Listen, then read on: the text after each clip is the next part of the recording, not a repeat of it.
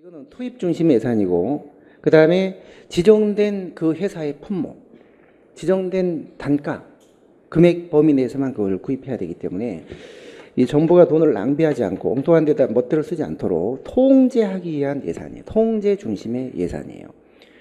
따라서 이런 예산은 나중에 이제 회계검사를 할 때도 지정된 품목을 구입했냐 안 했냐 이런 면밀히 들여다보는 그런 회계검사를 합니다. 따라서 이런 예산 제도가 추구하는 그 재정 가치는요, 합법성이에요. 합법성. 그러니까 법에 충실하게 재정 활동을 했냐. 그래서 국민의 대표기관인 의회가 철저히 통제를 해서 재정 활동도 국민의 뜻에 따라야 된다 하는 그런 재정 민주주의를 구현하기 위한 그런 예산 제도예요.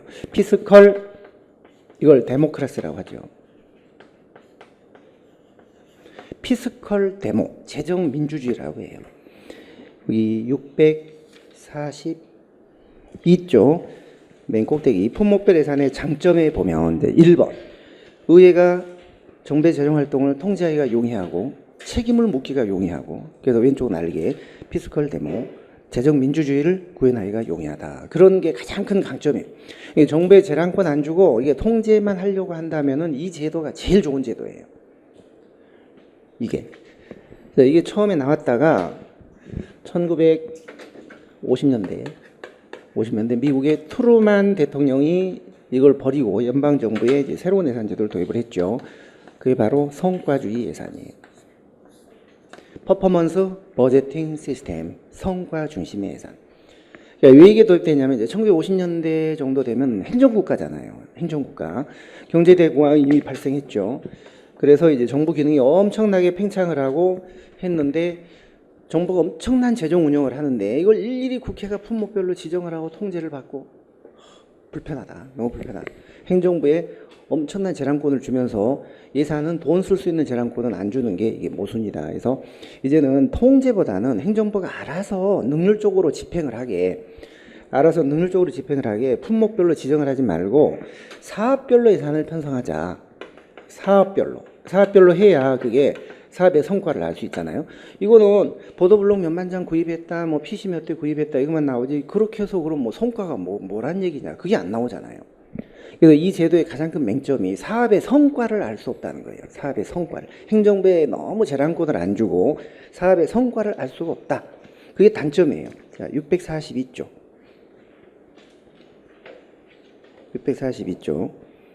단점 하단에 2번. 사업의 성과나 효율성 뭐 이런 걸 알 수가 없네요. 투입, 품목에만 치중하니까. 자, 그래서 이제는 품목 대신 정부가 하는 사업에다가 초점을 맞추고 예산을 편성하자. 그래야지 그 사업의 성과를 알 수 있으니까요. 그리고 품목은 일일이 정하지 말고 정부가 알아서 그냥 필요한 품목을 구입하도록 하자. 이게 바로 성과주의 예산. 그래서 투입이 아니라 이거는 사업별로 예산을 사업별로 하는. 그러니까 이쪽에 예산이 보도블록 한 장에 얼마 뭐 이렇게 일일이 다 지정을 해줬다면 요거는 그렇게 하지 않고 보도 포장 사업 이렇게 됩니다. 1000평의 보도를 만약에 포장을 한다. 그러면 1000평 포장하는데, 자, 1000평을 포장하는데 1000평 곱하기 한 평당 10,000원씩이다. 그러면 1000만 원. 1000만 원 줄 테니까 이걸 가지고 1000평의 보도를 포장을 해라. 어떤 보도블록을 사든 뭐 몇십만 개를 사든 건 니들이 알아서 해라. 1000만 원 가지고 보도 포장을 해라. 품목을 정하지 않아요. 근데 만약에 1000만 원 받아가지고 1000평이 아니라 한 900평밖에 포장을 못했다. 그럼 사업의 성과가 90%밖에 안 된 거죠. 그 다음에 1000평을 포장했는데 1100만 원 가지고 했다. 그럼 또 낭비가 된 것이고. 그래서 어떻게 하면 적은 투입을 가지고 많은 산출을 낼 것이냐는 고민을 정부가 해야 돼요. 이제는 능률적으로 예산을 집행. 자, 능률적으로 예산을 관리라는 게 집행이죠. 집행해야 되는 그런 고민을 정부가 해야 돼요. 그래서 어떻게 하면 적은 투입을 들여서 많은 산출을 낼 것이냐. 이거가 이제 재정이 추구하는 중요한 가치가 되게 됩니다. 그래서 투입분의 산출, 이게 바로 능률이 되는 능률. 따라서 성과주의 예산은 추구하는 가치가 합법성이 아니라 이제 능률성으로 바뀝니다. 이게. 그리고 통제보다는 관리 중심 예산으로 바뀝니다. 능률적인 집행, 능률적인 관리, 통제가 이제 목적이 아니에요. 통제는 좀 잘 안 돼요. 그 대신 사업의 어떤 능률이나 이런 건 좀 높아지겠죠.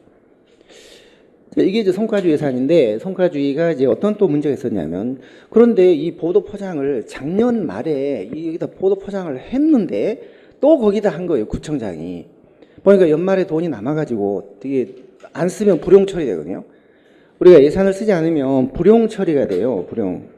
불용이라는 건 쓰지 못한 예산이라는 뜻이거든요. 불용 처리가 되면 지금 우리나라 같은 경우는 어떻게 되냐면 반납 그대로 다 국고로 환수가 돼요. 그리고 반납만 하고 끝나는 게 아니라 왜 쓰지도 못할 돈을 달라고 했냐. 너희들 주는 바람에 다른 데 급한데 못 썼다. 그래서 내년부터는 니들이 못 쓴 만큼 삭감하겠다. 그래서 이게 삭감 사유가 돼요.